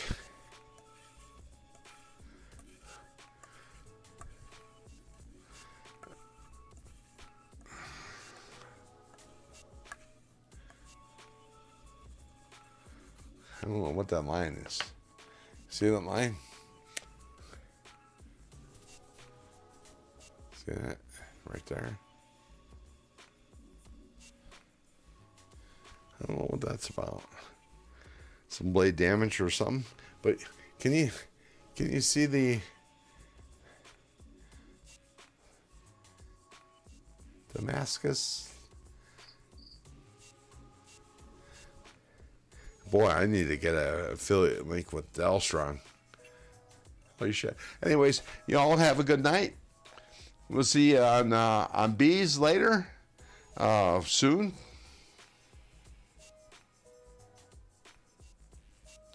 Yeah, Colleen, don't do that. Please don't do that. Anyways, you all have a good night. We'll see you tomorrow at same bad time, same bad channel. See you on Bees.